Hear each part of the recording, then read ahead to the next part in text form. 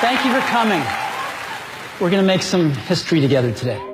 I think Steve Jobs left a mark on our lives, and it's likely that you have an iPad, an iPod, or an iPhone that's in your homes, or maybe you watched a Pixar movie and were totally captivated by the imagination and vision of the producers and the directors.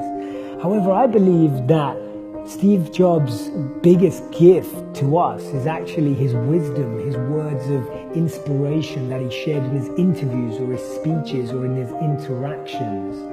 Steve Jobs said that you should never start a company with the goal of getting rich. It should be about starting a company to make something you believe in. We should dream to make a difference, break down boundaries, build beyond borders, and ignite ideas to innovate incessantly and create for people what they can never conjure up themselves. Henry Ford said that if I had asked people what they wanted, they would have said faster horses. And that's the beauty of going beyond wanting money and going beyond wanting fame and going beyond wanting power, that you actually craft something that evolves people's daily lives, that you actually create something that enhances someone's human experience.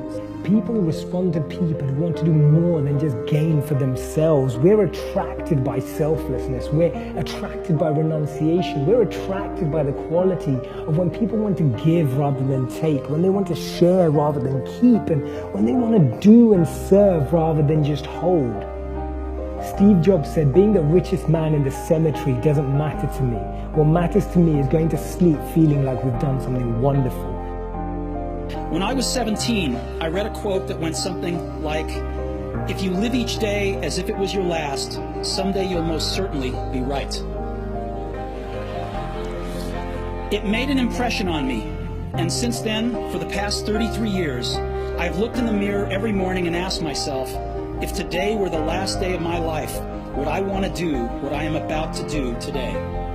And whenever the answer has been no for too many days in a row, I know I need to change something. Don't be trapped by dogma, which is living with the results of other people's thinking. Don't let the noise of others' opinions drown out your own inner voice. And most important, have the courage to follow your heart and intuition. They somehow already know what you truly want to become. Everything else is secondary. We all have hidden potential. We all have a sacred space. And therefore, we're not material beings having a spiritual experience, but spiritual beings having a material experience. And actually, it's like what C.S. Lewis said, you don't have a soul, you are the soul, and you have a body.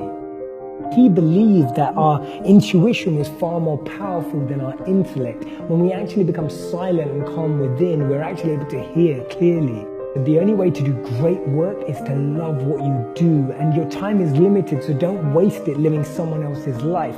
Albert Einstein said that everyone is a genius, but if you judge a fish by its ability to climb a tree, it will spend its whole life thinking that it's stupid. Rather than imitate and emulate, we can actually create our unique occupation, our unique service to the world, our unique offering that can actually drive a difference in other people's lives.